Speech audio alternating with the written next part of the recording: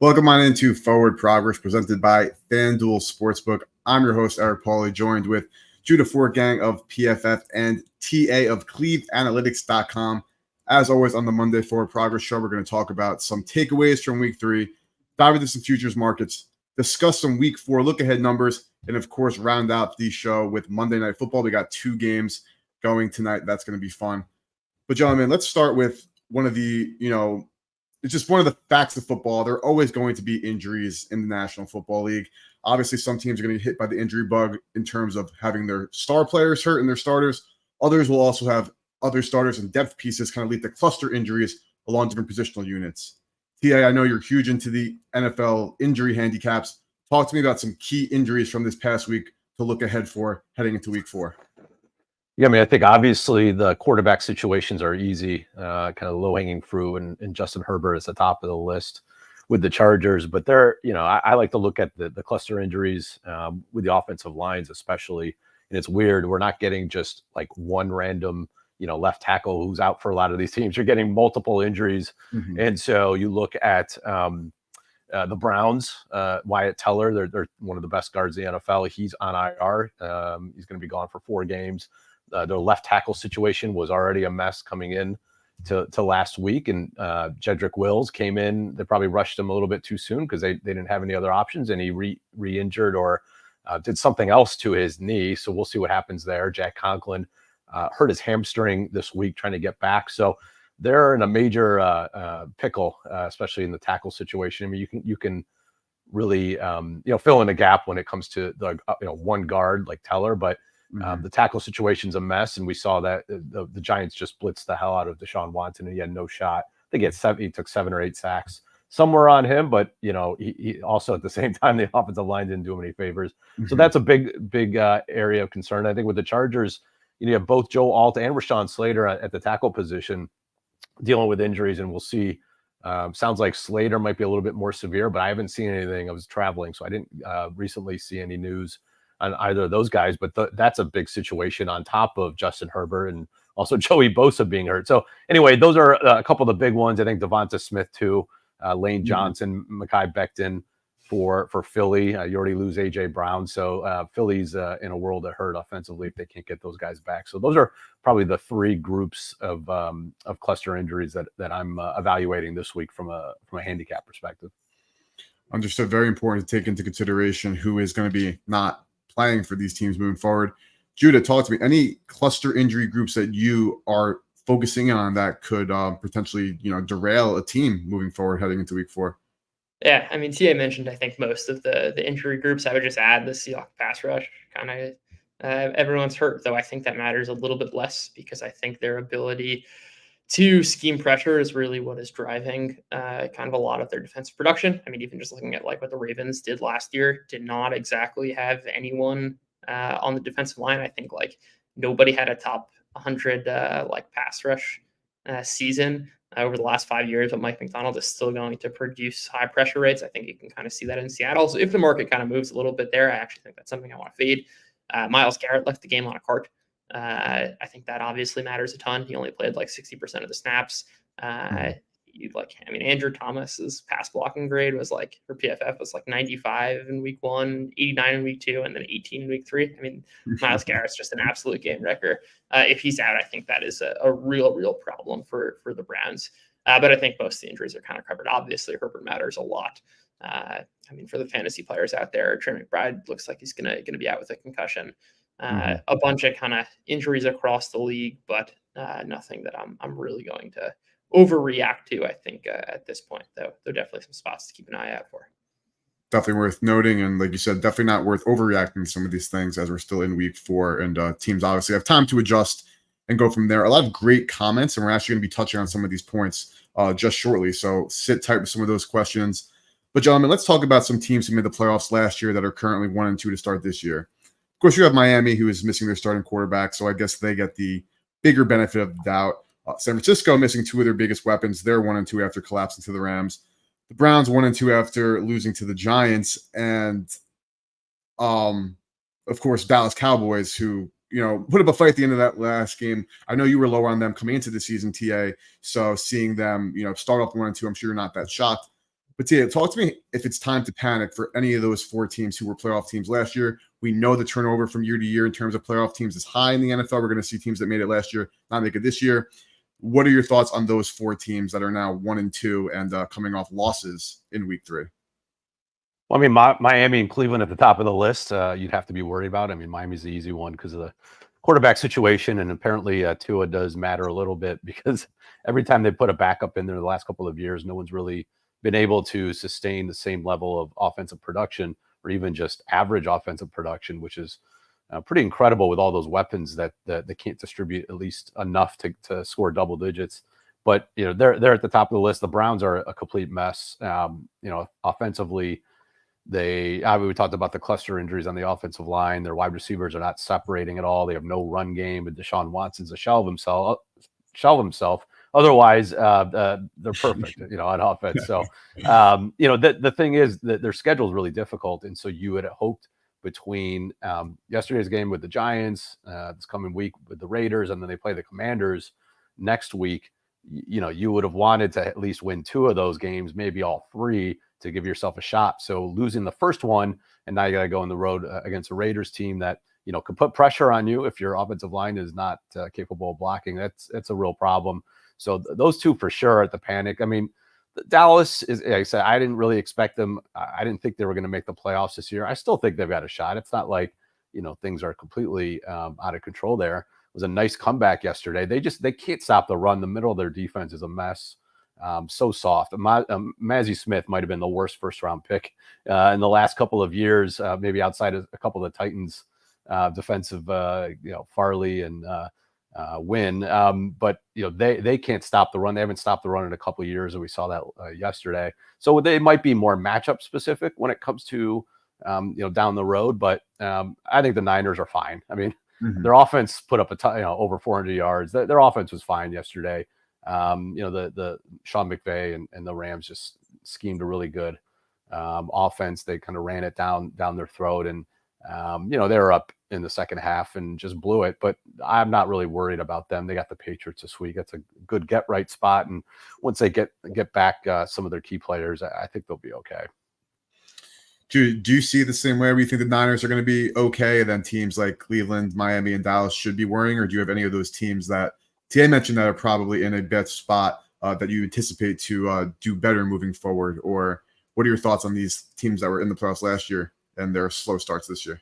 Yeah, I'll start with San Francisco. I mean, first off, it matters that they're 1-2, especially when the Seahawks are 3-0. Like, I don't think it's a given that they'll. I mean, I think they're fine from like a fundamentals perspective. Like, there's nothing that's too concerning except that like results of 2 games do matter in a 17-game season.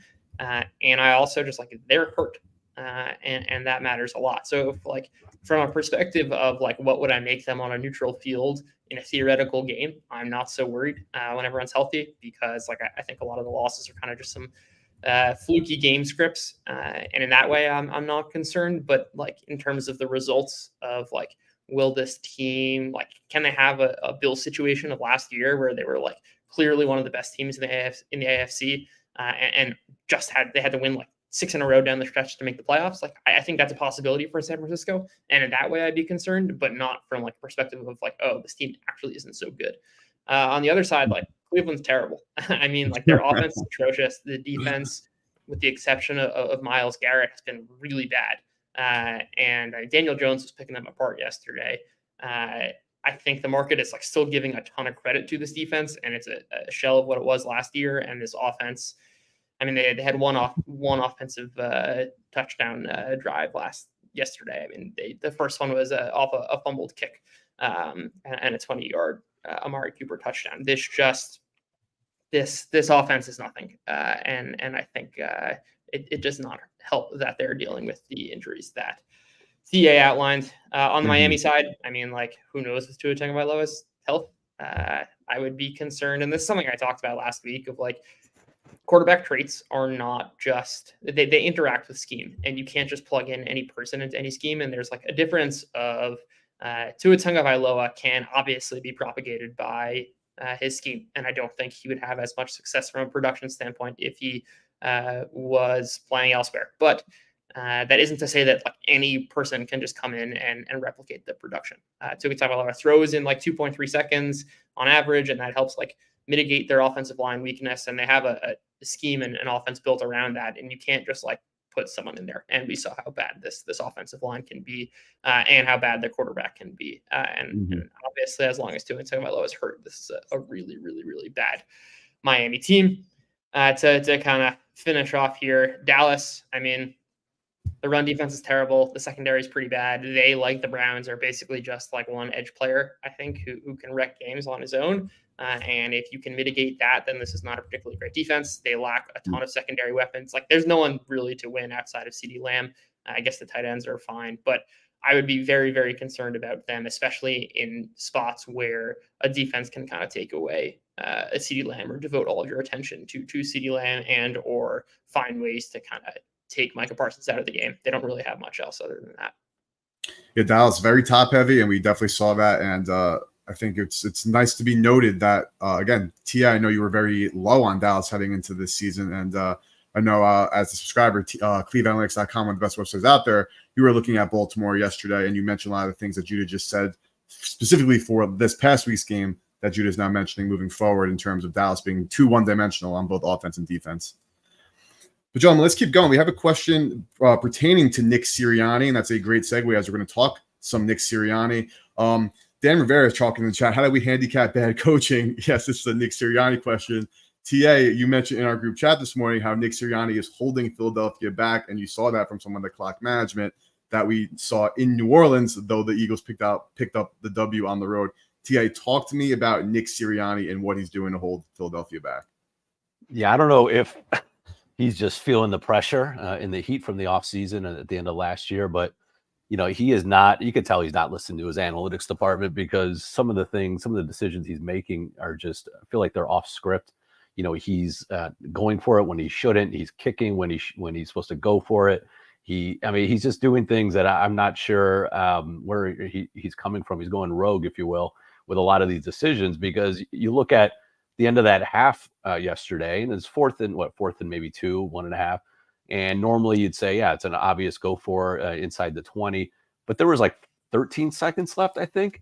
And so I'm not really sure I understand. Again, I might be wrong here. Maybe the fourth down bots out there will correct me, but I'm not sure that is a go for optimal decision, considering that even if you get it, you still only have maybe one more play.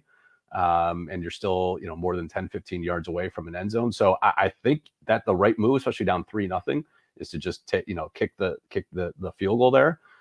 But things like kicking a 60-yard field goal when it was fourth and reasonable, that's one that you should have gone for. And then obviously we know about last week kicking the field goal when after the incompletion to Barkley, which is fine. Like, throw it. I don't mind that. But you go for it then on that 4th and short and win the game instead of kicking the field goal to go up 6. Like, he's just making a lot of decisions that don't make a lot of sense. And he's been doing this for a little while now. And I think he's just feeling the heat, and he's trying to make his own decisions. And he's kind of, like I said, going rogue a little bit with these decisions. But if he keeps doing that, it's really going to cost them. And it should have cost them yesterday, except for a blown coverage on 3rd and 16 to Dallas Goedert. But I don't know. I still think Philly is fine overall if they get everybody back from a health perspective. But he is some of these little decisions, these suboptimal decisions are really going to bite them in the butt going forward. Definitely understood. And you noticed it while watching these games, and you were just thinking to yourself, like you said, even without having the charts in front of you, like, are these the right decisions? Jude, I know you dive into these numbers very in depth. Talk to me about if Nick Sirianni is holding the Eagles back and some of your thoughts on the decisions he made in New Orleans on Sunday. Yeah, I think I'm in the minority here. Okay, obviously the decisions were not great, but I think I'm in the minority here of saying, number one, they matter less than I think people anticipate, and that's for 2 reasons. One is just like these situations don't happen very often, and obviously they matter a lot when they do. But these are still things that are on the margins, all things considered. It still matters way more how good your teams are. And when people talk about like, oh, I can't bet on this head coach, like that's a common theme I certainly hear in sports betting content. I think it matters somewhat, but not that much. And the second point, I think this is kind of the stronger one, is like, especially when we have someone, Dan Campbell's always aggressive. or like most of the time he is aggressive. For most other coaches, it's a complete just like gut feel. There's no like rhyme or reason. And I don't think that Nick Sirianni is like going to consistently make the wrong decision or consistently make the right decision. And there's kind of like no way of predicting how he's going to act. I think like Antonio Pierce is a perfect example of that. Like he egregiously does not go for a fourth down in week one. And everyone just like assumes like, okay, like Antonio Pierce is super conservative. And then like this week when they had a 4th and 1 at the 40 in a very similar situation, they go for it. Like these things are not consistent. And to say one way or another, like this is how a coach will act, with the exception of very, very few. Patrick in the comments saying Antonio Pierce consistently makes the wrong decision. He didn't. He made the right decision a couple of times. We just don't notice it because no one's talking about it. And it's kind of playing into all of our biases here. That I don't think it matters that much, all things considered. And it is certainly not consistent. So yes, when you make the wrong decision, it's going to hurt you. Like that is a truism. But in looking at predicting the future, and as best as we can, I don't think these things matter that much. And they're certainly not predictable what a head coach is going to do.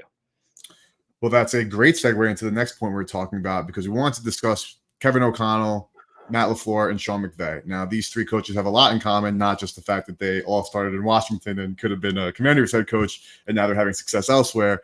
But, of course, Kevin O'Connell able to bring out the best in Darnold, LaFleur able to bring out the best of a Malik Willis, who we talked about being one of the worst quarterbacks we've ever seen, and Sean McVay being able to do so much with so little, as is not as surprising as we know how good a coach McVay is. We wanted to discuss the impact of coaching and how it's not always factored into the spreads. Based on what you were just mentioning, it seems like you don't think that there is a gap between what should be added to the spread in terms of coaching and what isn't being considered. So talk to me about that. If you have noticed these factors are existing and they're over existing, or they don't exist enough, and to what extent that is.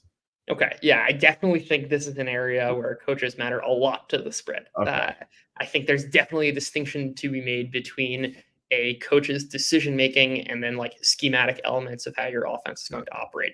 And certainly this expertise does not translate, right? I think some of the best kind of play callers, play designers, whatever you want to call it, have struggled in game management situations. And I actually think there's a lot more value in the kind of game planning, play calling aspect of it than the decision-making part, right? Like Kyle Shanahan and Sean McVay are notoriously, even Andy Reid, notoriously great play designers, play callers that have struggled in game management stuff. Yeah, I mean, I think it's like kind of impossible to argue against. And I would just add like Ben Johnson and the Lions, like it's old news, but it's still equally true of guys who are like taking quarterbacks who do not have a ton of talent and leading them to great offensive production. And I think it almost dovetails into the conversation we were having a bit earlier about the Dolphins. Like I think Mike McDaniel is every part of the guy who should be in this category of someone who has a great scheme.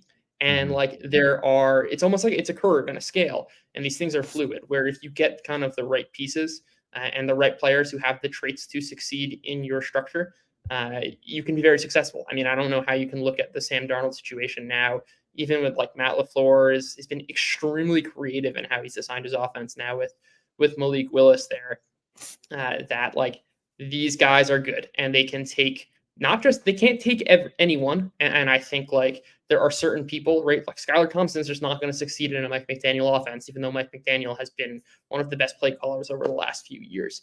And I do think it almost raises the floor of how good an offense can be when you just have guys that you can effectively plug in. And like, I think when you think in terms of like salary construction and roster building, which is like less in the kind of weekly betting space, but is true when like looking at teams, is that like these guys do not count against the cap, and they provide a ton of value, and it makes you can kind of plug holes in your roster elsewhere by spending a little more than other teams can, because you have a play caller who is adding so much surplus value relative to the cap. I think Minnesota is the best example of that, of like you can pay guys like Justin Jefferson, you can pay guys on the defensive side and have a lot of success with Sam Darnold, because his scheme is basically just doing the work. And if you can stay in scheme most of the time and play within that structure, you can be successful. I think that's kind of a great lesson of 2024. I'd even add, sorry, I'm going on for a bit here, but you can even add like Mike McDonald to this, like turning in, granted they haven't played a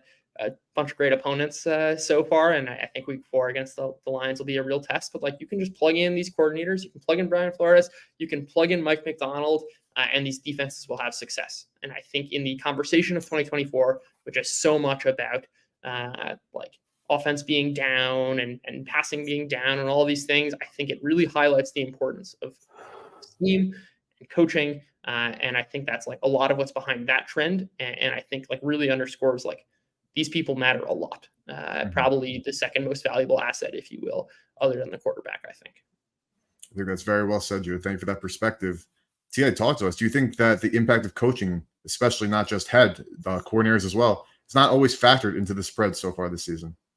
Yeah, I mean, I don't know. I think Drew did a great job of explaining a lot of that, and I agree with a lot of his sentiment. I mean, I think for me, the reason I was thinking about this is, one area where I've tried to evolve from a handicap perspective. I've always been more, you can model the players and underlying data, but it's very hard to quantify the impact of these coaches, especially on the offensive side. It feels like it's all the kind of the newer age offensive minds that are able to adapt to the type of quarterbacks that they have, the backups, and they're able to scheme their way to victory. And so that isn't always reflected in the marketplace, I don't think. And again, I don't know how you can quantify it, but to some degree, it's when you see a Malik Willis who was literally the worst quarterback in the NFL by EPA and all those. Some of the advanced numbers historically with Tennessee, he comes into Green Bay and LaFleur does a great job of scheming, 1 week, just all runs and goes right at a Gus Bradley defense who has no idea how to adjust and apparently didn't see it coming. And then the next week, where everyone just assumes Tennessee is going to know what's coming and they're going to be able to stop Willis, and he throws a curveball, and Willis actually throws the ball down the field a lot more and gets one-on-one matchups with his receivers, and he attacks that side of the field. So, these things are, for me personally, and we see Kevin O'Connell, he did it last year with Josh Dobbs and even with Nick Mullins. I mean, Nick Mullins just turned it over too much, but even though, in a lot of those situations, those games were tight and they were in games they really shouldn't have been. And so, like I said, I just think, and we saw again with McVay yesterday with his patchwork offensive line, instead of, he's been exclusively 11 personnel for his entire career. All of a sudden he starts playing a lot of, different formations and plays a lot less 11 personnel. And so, like I said, I just think the ability of these offensive coaches to adapt to the situations they're in, we really only evaluate just pure talent and who the quarterbacks are and who the offensive lines are. And I think at least me personally, I'm trying to factor that in a lot more when I evaluate these teams from a handicap perspective. And I just think it's an interesting topic because I just don't know if there's a way to quantify it, but I think it's definitely, on the fringes, like directionally, it should be in the back of our minds that we can't just auto fade Malik Willis because it's Malik Willis. We should also take a look at who is going to be game planning for him. And that's part, a big part of this. Very well said. And that very well also ties what Judah was saying about the coaching being the second most important thing to the spread outside of course, who's under center. And that's very important to consider. And also, again, just not only the coordinators of the team that has, like, for example, Malik Willis, looking at LaFleur, obviously have to look at the coordinating of the defense that they're playing and see how that matchup goes as well. Let's talk one more little takeaway before we head into some future looks. Week 4, and then Monday Night Football. The Tennessee Titans, of course, I know they were a very popular play across the network this past week. Obviously, a big-time fade of Willis, which then led to this conversation about how much are we undervaluing a guy like LaFleur. But going back to Tennessee, we saw Carolina turn on the fireworks once they get rid of Bryce Young. Levis has obviously not been great, and this team does have some talented players. We expect more from them. But talk to me, T.A. Can you expect the Titans to do something like pick up a quarterback off the street or even move to Mason Rudolph and have a outing like the Panthers just did this past weekend? Like, what are the Titans' options seriously moving forward? Because Will Levis is just showing more and more that he can't do what he needs to do at the NFL level, T.A.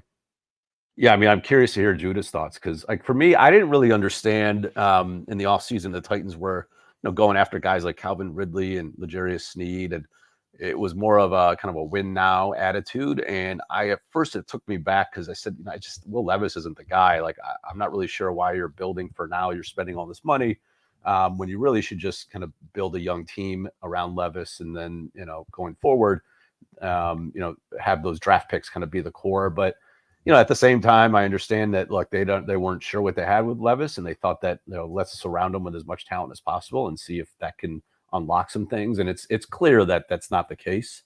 And so, yeah, Mason Rudolph is not anybody's future, but, he is actually, I thought he played pretty well at the end of last year within structure in Pittsburgh's offense. Not a lot of weapons outside, but I think he's got more in Tennessee. And I just think it's worth, if you're going to spend the money on those players, like, at least give them a shot to win. And, that locker room's going to just, I'm sure they're already, not happy with Levis. And so I don't know, it's a tough spot because, like I said, with Carolina, like, there was no real reason to go to Andy Dalton from a future perspective. But, you do have a locker room of guys, you have coaches that are playing for their careers. You have a GM who's playing for his career. At some point, like, you actually want to field a team that can win some games or at least compete. And I'm not sure, from a draft perspective, the crop of quarterbacks this year, how elite those guys are from a prospect perspective. I don't think they are, but so tanking really isn't in the offing. So you might as well just toss Rudolph in there, see if you could field a more competitive team, and then you could always go back to Levis if things don't work out and go figure it out next year. But I don't know. There's nothing I've seen. Levis is not getting better; he's getting worse. And at this point, I'm just not sure you could keep throwing him out there with a team that, like I said, does have enough talent to compete for a wild card if they really turn it on here. So I mean, maybe I'm being selfish because I've bet Tennessee the last 2 weeks and it's been really frustrating. And I want to see what this offense can look like in a Callahan scheme with a guy like Rudolph, just to see what a veteran presence can do. And so maybe, like I said, being selfish here, but that's what I would just pull the plug, because it's not like Levis was a top 5 pick and it's like, all right, let's give him a little more time. He's a second round pick. He dropped for a reason. He had a lot of concerns coming out of Kentucky. And I think a lot of those things are taking shape here. He's taking a lot of sacks like he did in Kentucky, and he's doing the same thing now, and he's just making just dumb mistakes. And those veterans in the locker room are clearly not going to be happy if they continue to toss him out there and he's performing the same way. So that's what I would do personally, but curious to hear what Judah's thoughts are on that. Let's move right over to you, Judah. Talk to me about the Titans' options moving forward. Yeah, I don't think it's the right move to pull the plug on Levis and go to Rudolph. I don't think this is a Bryce Young situation where just like any way you slice it, this guy is absolutely awful. And like whatever, there might be something happening with Bryce Young. I think the kind of main question with Levis going into the offseason was that he was an extremely high variance guy outside of structure, meaning that he took a ton of sacks, and that has remained true, but he was also generating a ton of big plays, which is a trade-off you're willing to take if you can kind of, obviously, like, the sacks are come at the cost of like making great plays, and you take that. I think he's been on the wrong side of that variance and has taken many more sacks than made a bunch of big plays. And then the kind of second question was, like, he was really bad in structure, but like what happens when you add a guy like Calvin Ridley, who has been a great separator and for a bunch of years, and that's remained true. And what happens when you have a guy like Callahan scheming? Like, can you overcome that? I think the early answer to that is no.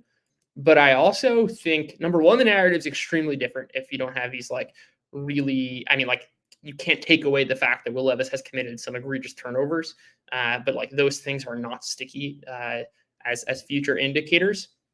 And I think it's frankly too early to know. He's had a like couple of like really great, or some of the data is not awful, I should say it that way. Like he certainly has an ability to throw downfield. He is a high variance type player. And for the Titans, I don't think it matters what they invested now. It's all relative to what they currently have. And certainly from a team building perspective, if he's really bad, great. Like, you get that information and like have the worst quarterback, so to speak, be playing games for you. If not, I think the nature of Will Levis is he's going to be a high variance player, and you kind of got to live and die by that. And I think he still has shown the flashes of the upside. And I would not be ready to jump ship after 3 games as ugly as some of the highlight reels have looked now. Interesting. And like you said, it's two very different perspectives here. The Bryce Young situation, obviously, he was outlier-ish bad. Not ish, he was on some of the plots I saw you were putting out there, Judas. So Will Levis, obviously not great so far, but interesting to see if they're going to continue to try to develop their young quarterback. And like the Panthers said, Bryce Young could potentially return. Maybe we see a situation where they just think it's for their best for the young quarterback to miss a couple of games, reset, to then get back in. Obviously, with Bryce, that move has already been made. We shall see what goes on with Tennessee after falling to the Packers at home. But gentlemen, we're going to move on to some future looks. Then week 4, Monday Night Football. But before we get in, we have to shout out FanDuel, our partner and sponsor. Kick off this NFL season with a win on FanDuel, America's #1 sportsbook. Absolutely amazing user interface. Such great prop market offerings as well, and just one of the best sportsbooks out there.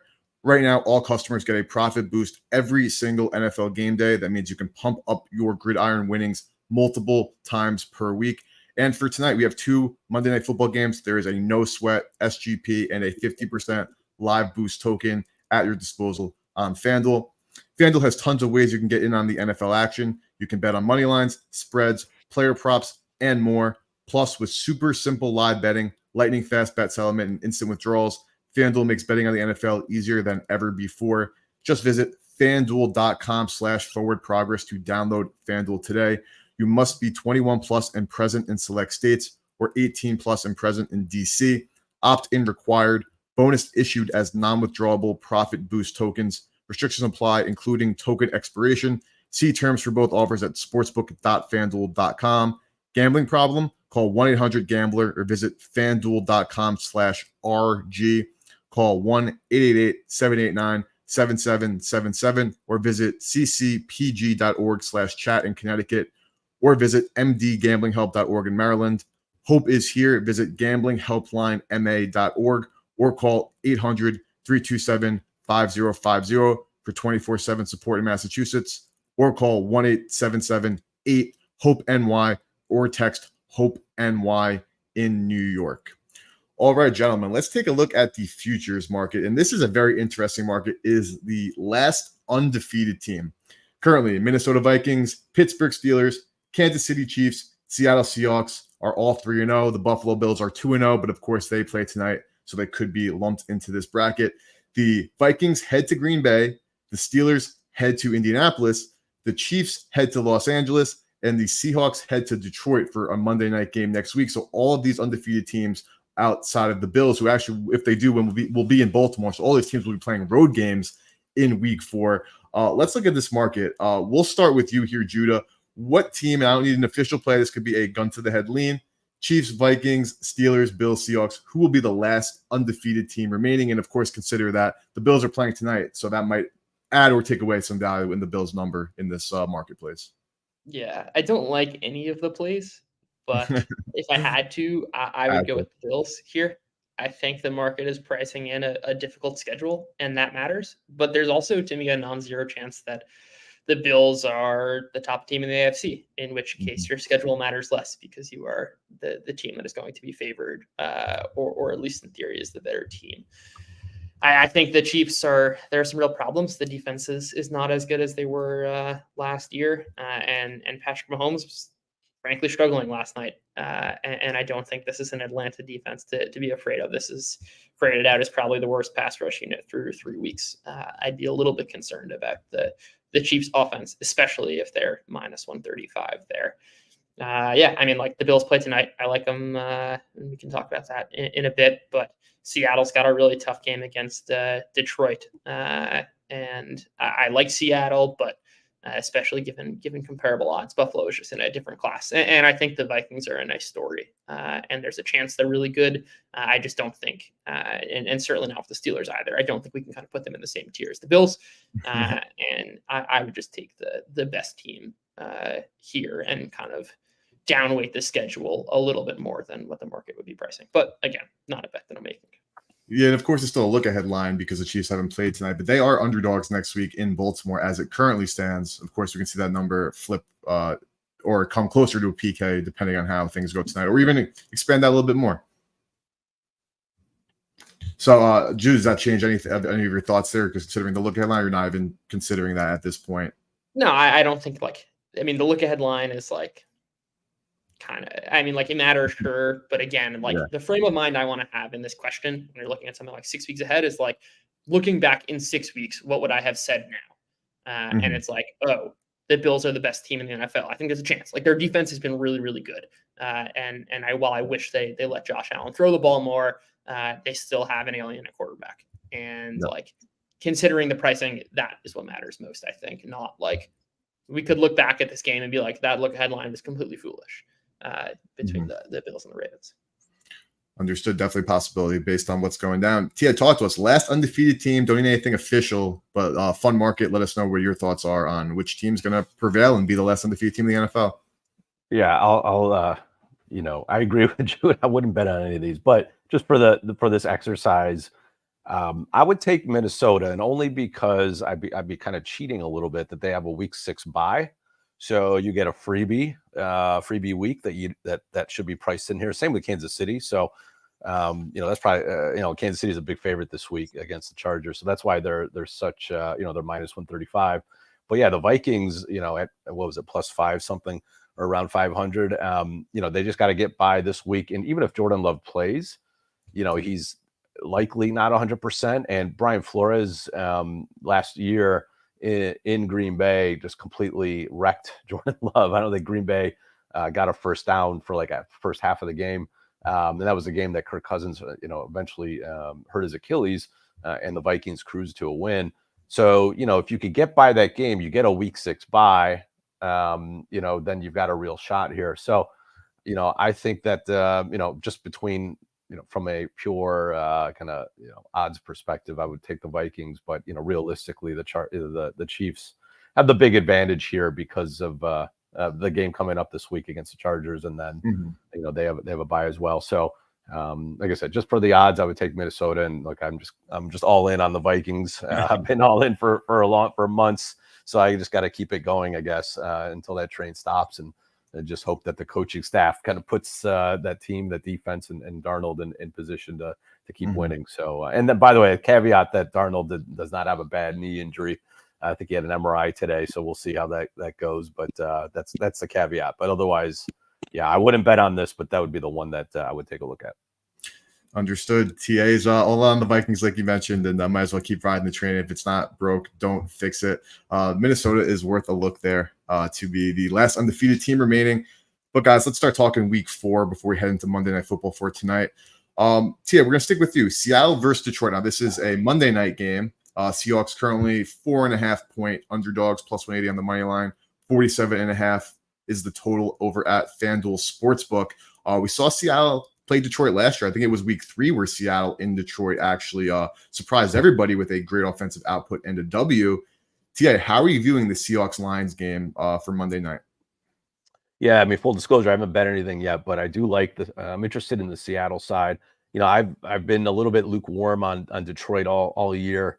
They didn't play great again yesterday. I mean, defensively they were fine, but you know, their offense just seems to be missing something. And you know, Jared Goff is just kind of back to being the old Jared Goff, where he plays well for in a system for 2 years, and then you know he just continues to make mistakes. Defenses adjust, and we saw that again yesterday. I mean, he got really lucky that 2-minute warning hit, or it should have been a pick 6.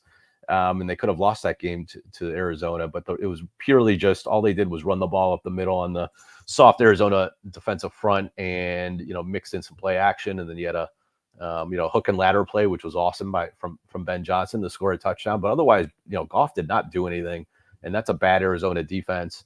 And so for me, you know, I think that Seattle, you know, you're giving a team with a good offense, a really good coaching staff. Mike McDonald went in, you know, when Detroit went into Baltimore last year, you know, Detroit was completely, you know, they couldn't do anything offensively and got blown out. And so I think he's the type of guy that can scheme pressure to really affect Jared Goff. And I know that they had some injuries in the defensive front, which could cause some problems, but I think generally I'm just not afraid of Jared Goff anymore. If you're going to give me more than a field goal, Seattle's offense is definitely good enough. Hopefully Kenneth Walker is back this week. I do think he's an upgrade over Charbonnet, but generally I don't think that the Detroit secondary can keep up with these receivers. And I think that overall this is this is a game where, if you're going to give me more than a field goal, and especially at 4.5, if I get at least, semi-positive news from the injury front on the Seattle defensive line, then I think it's a take on Seattle. Definitely understood. Jude, are you viewing this game similarly, or you haven't got it there yet for the Detroit-Seattle game? Yeah, no, I think as I kind of alluded to earlier, I think the Seattle defense is legit. And I kind of do have some concern about Detroit. We didn't talk about this, but Marcus Davenport looks like he's going to be out for the year. I think that matters a lot. It's one thing to have one really good edge. I mean, Aiden Hutchinson can be terrific and can wreck a game by himself. It's another thing to kind of have two guys who can really generate pressure. Now, I think Seattle can kind of shift a lot of their attention to Hutchinson. And they have the personnel, I think. I mean, Charles Cross has been terrific so far this season to kind of mitigate Hutchinson a bit. And then I think that defensively, this is a Seattle team that's going to cause some disruption for Goff and the Lions, and I kind of like that side as well. Understood. We'll look out for anything official coming from either one of you guys. But Judah, let's talk about the Saints and the Falcons. Now, the Falcons put up a good fight last night. Probably could have won that game against the Chiefs, end up losing it. Now, the Saints, of course, similar situation. Probably should have beat the Eagles, end up losing. Right now, the Falcons are laying 1.5 at home. The total is 43.5. Judah, talk to me about your first thoughts on this opener between the Saints and the Falcons in Atlanta. Yeah, another actual injured spot that I neglected to mention earlier, but that the Falcons lost both their tackles last night to injury. Uncertain whether these guys are going to go, and even if not, this has been the worst pass blocking unit in the NFL so far, at least by PFF's grades. And kind of one of the surprises has been how good the New Orleans pass rush has been. I also would not, I think that matters, but I think kind of central to this is I would not overreact to one game in the Saints-Eagles side. I think what kind of we saw in the first 2 weeks was still true.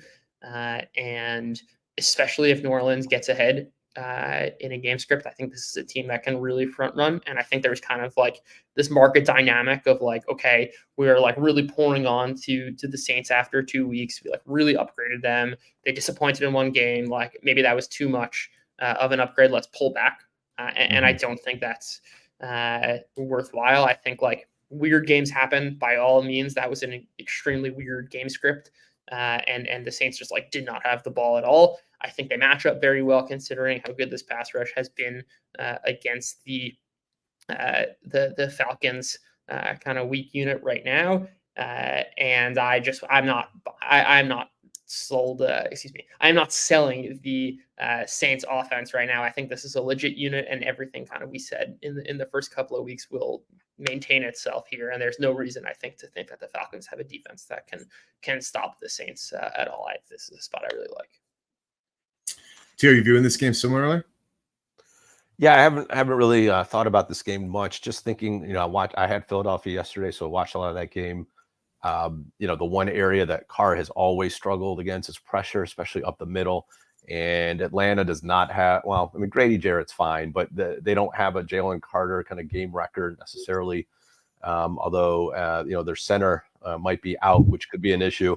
But generally, I don't think they have the same kind of, force up the middle to really affect Carr. And so, I'm not as high on Atlanta as maybe the market, but yeah, I think it's a coin flip game. I think the number seems, just kind of first blush, kind of right on. And I'm not, like I said, I'm not selling. I agree with Jude. I'm not selling New Orleans after one bad game and Kubiak. I don't think they're as elite as they showed in the first couple of weeks, but I don't think they're nearly as inept as what we saw yesterday against the Vic Fangio defense. So. Nothing for me now, but if I had the gun to the head right now, I would lean New Orleans too. Gotcha. So then you also mentioned one of your write-ups yesterday, TA, cleveanalytics.com, for TA's amazing work. Is talking about Derek Carr here. We're not talking about an upstart young quarterback who we don't know what to expect from. So situation like you said against the Fangio defense, obviously a talented Eagles team. I guess not the biggest shock in the world to see Derek Carr lay a bit of an egg there in that matchup at home. But guys, we have 2 Monday Night Football games, so we have to discuss both of them. Let's start off, of course, with Buffalo and Jacksonville. The Bills hosting the Jags as 4.5-point favorites at Fanduel Sportsbook. total 46.5. Let's start with you, Judah. Bills, Jags. Is this a spot for the Jags team that you've mentioned that you're a little bit higher on market then to correct a little bit? Or considering you also mentioned that you wouldn't be shocked to hear the Bills being the best team in the AFC, that this might be not enough points for them to lay against the Jacksonville Jaguars team that has struggled to start their 2024 season?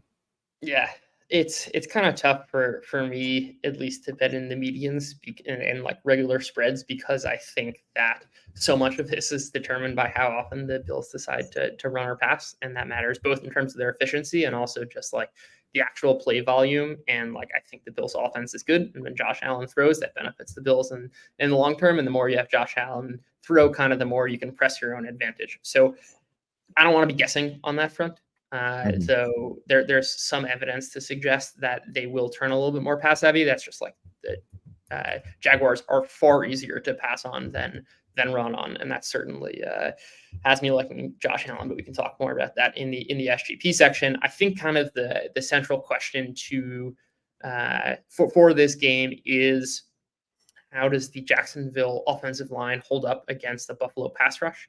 The Bills are basically designed to make sure that you don't generate any explosive plays. I don't think they've allowed a 20-yard catch yet this season. This has been true for many years. Their secondary's been great. But where they kind of struggle is in generating a quick pass rush that is defined as, let's say, 2.5 seconds before the throw. The Jaguars have been really, really bad in defending quick pressures through the first couple of weeks of the season. But granted, they've faced a couple of good pass rushes, ones that are at least better at generating quick pressure than the Bills. So I think kind of the central question here is Jacksonville kind of like going to take a step up because they have more time to throw and they can kind of press their own advantages in the deep game and beat the strength of the Bills defense? Or on the flip side, is Jacksonville's offensive line so bad that the Bills pass rush can get to Trevor Lawrence quickly, and then their secondary is going to kind of be fine holding up? So I think it's really a strength on strength matchup there, and one that's pretty interesting to me. But it's not something I'm going to bet on the real spreads. But we can talk some SGPs there in a bit from that game. We'll talk some SGPs shortly. Tia, quick brief on the Jaguars Bills game. Where's your head at? Yeah, not much here. I mean, the line down to 4.5 looks like Jacksonville's getting a lot of money. It would scare me that Buffalo gets this extra rest here in Jacksonville on normal rest. So curious how much that helps this early in the season. But yeah, I'm not really into fading Josh Allen at this number at home. At 6, that would have been a buy on Jacksonville, but not at 4.5 for me. So I'm not as keen on this game. I do definitely think that Jacksonville can win. Definitely not out of the realm of possibilities. But yeah, with that secondary and the fact that even they made Deshaun Watson look pretty good last week, and that's a bad sign right now. They didn't get that much pressure on Watson. He was able to actually make plays. Defensive front, like Judah said, just doesn't create much on that end, and their secondary stinks. So they play a lot of man heavy. So I would look at maybe some Josh Allen rushing props. Anytime you get a heavy man-to-man defense, backs turn to the receivers, that could lead to some open running lanes. So I would look out for that if you're looking at some props. But nothing for me here on this game. Let's flip it right over to the second Monday Night Football game. The Cincinnati Bengals hosting the Washington Commanders. Cincinnati currently 7.5-point favorites at Fanduel. Total 46.5. Right back to you, TA. How are you viewing this Bengals Commanders game? Yeah, so I took a bad number on the over. I have over 48 from early in the week. I totally whiffed, I guess. Market moved against me, so I respect the market here. So is what it is. But I think this is a clear over game. I've been looking at these Washington numbers defensively since the middle of last year after they traded Montez Sweat and Chase Young, and it's just been brutal. I mean, they've given up a positive EPA to every single quarterback outside of Trevor Siemian. That includes Tommy DeVito, who had the best game of his career from an EPA perspective. And then we start the season this year, and Baker Mayfield has one of the best games he's ever had. Daniel Jones has a monster game last week, and it didn't look as good because they only gave up 18 points. But Giants didn't have a kicker, so they couldn't kick any extra points, couldn't kick any field goals. They really realistically could have scored 24 or more points if they had a kicker. And so that's one thing. I mean, I don't think there's any reason why Joe Burrow in this offense with T. Higgins in the lineup, even if he's just going to play a limited basis, shouldn't be able to score 30 plus points on this defense. They've got a very high neutral game pass rate. Everybody throws on Washington extensively. There's no pass rush from Washington. Like I said, maybe I'm missing it, but to me, Cincinnati should be able to name their score. And then on the other side of the ball, Jaden Daniels and Cliff Kingsbury's offense, is a little bit horizontal. You want it to be more vertical, but they have moved the ball in the first 2 games a lot. They actually, a stat that I look at is just from a pure offensive efficiency standpoint, when you get the ball in your own territory and you have like a real kind of a normal drive, how often do you get at least 2 first downs or a touchdown? And they've done so on 87% of their drives, which is just a ridiculous number, by far number 1 in the NFL. And the fact that, their defense, like I said, is just as bad. I think they're going to be able to move the ball in the Cincinnati defense. I don't think Cincinnati's defense is, that much to hold up here. So, and they do move pretty fast. Washington does. So, like I said, I'm on the over. The number's going against me, so maybe I'm way off here, but that's the side I'm on. Looking at the over, which has moved, the market, of course, must always be respected. But as we've noted in some of our chats, TA, some of this early week betting and these numbers haven't meant anything in terms of getting positive closing line value. So maybe some negative might be the good luck charm for tonight. Really. So I definitely view this game the same exact way. I view Washington as a dead over team, despite their inability to score some touchdowns. It might, Lions. yeah, sorry, because people have asked me. It might just be. I mean, all these primetime games are going under. It's been like a 2-year theme here, so maybe it's just kind of an auto fade generally. But that's the only thing I could think of, because there's no injury issues. There's when the line came out at 47.5 and 48, Higgins wasn't even sure he was going to play, and now he is. So it's kind of odd that it's going the other way. There's no weather concerns. So like I said, I think it's it might just be just an auto fade of these primetime games have been going under, and maybe just something to that. But I'm not sure otherwise. Yeah, no, definitely could just be simple market sentiment as the way that the NFL has been going. Pair that with the propensity for primetime to go under, and that could be the situation. But Judah, let's talk about your thoughts on Washington, Cincinnati. Then we'll get to a same game parlay for tonight's action. Yeah, don't have too much to add. I also like the over here. I don't think that the Commanders are a serious defense right now, and adding T. Higgins, I think, really kind of unlocks the vertical side of the Bengals offense, which has been missing. And also, this is the perfect matchup to take advantage of a Washington team that forces you to throw deep.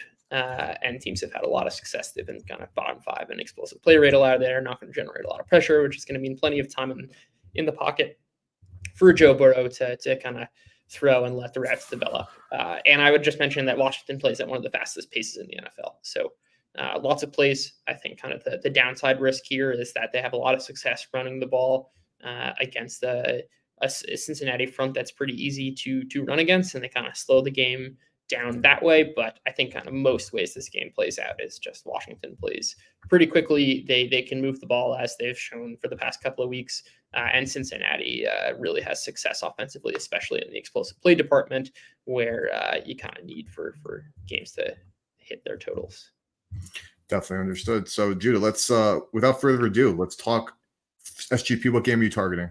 Yeah, I'm gonna go to the Bills Jaguars here. And I think we're in a pretty interesting spot, considering, or I should say, the context for the Bills here is that Josh Allen's been like pretty low volume kind of since Joe Brady took over, and they saw a really, really, really wacky game where they kept on turning over the Dolphins, and Josh Allen only threw like 17 times. It's a fluky game state. But that's the sort of thing that's going to be priced into his medians now, which is ultimately going to decide kind of where his alts are going to lie, because books are just pricing the derivatives off the main line. But I think he's got a fat right tail. And that is, like, we saw Buffalo's pass rate over expecting being kind of adjusting for situation. Obviously, you are more likely to run the ball if you're up 21-0, and you're much more likely to pass if you're down 21-0. So adjusting for those kind of situational factors, Buffalo is actually like at 0, which in this NFL is like towards the top of the league. That is to say, there's a real chance that Josh Allen throws the ball a lot. And that this is a Jacksonville team that's kind of one of the biggest pass funnels in the NFL. They've been pretty solid against the run and have really struggled against the pass.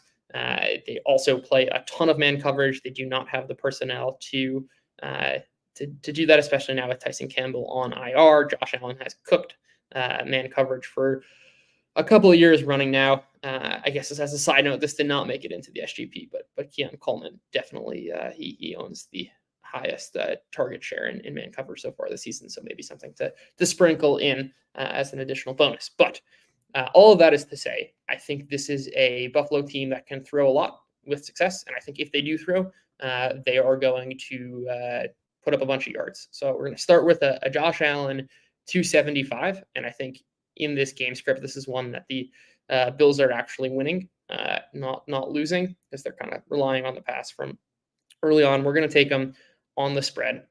And they, I think, controlling the pace of this game, are going to force Jacksonville to throw. And we've got, who doesn't love betting on a tight end that nobody really has heard of? It's Brenton Strange. We're going to take his alt at 70 yards here. He had 65 yards last week. I don't think that stuff really, the game logs can only tell you so much, but he earned a target on about 28% of his snaps. And this is a Bills defense that really struggles to defend the middle of the field, especially with Matt Milano out. This is a trend we've seen back a couple of years now. And I think kind of in this passing game script, the progression for Trevor Lawrence almost has been let me look deep to Brian Thomas, and I love Brian Thomas, but this is not the spot for it. As we kind of talked about, this is a Buffalo defense designed to eliminate explosive plays and send things underneath, and I think that kind of lines up perfectly with Strange, and he's a guy who has earned targets. It's obviously an extremely small sample, but he shows up pretty well in some of the advanced data. I really like that kind of as a playback, assuming a pass-heavy game script. For Buffalo, and then Jacksonville's kind of production from the air flowing through him. And obviously we're getting that at some deep odds here. Some very deep odds. Brenton Strange going off for 80 plus. That looks like fun. And then if Josh Allen's throwing it for 275, that means we're probably in for a fun football game, which as some of the last primetime games have shaken out to be. It's never going to say no to some fun singular football. But that's going to wrap it up for us on Forward Progress. We appreciate everyone for tuning in. Your questions were amazing. We appreciate that support. Smash that like button. Gobsmack got it to first. Hit that like button. Subscribe to the channel. It's the best way to help us grow. And share the content if you enjoyed it, which we know you do because you guys are here. We would really, really appreciate it. We'll be back all week with content. And for this particular show, same time, same place next week. Thank you guys. We'll see you guys next time. Best of luck tonight.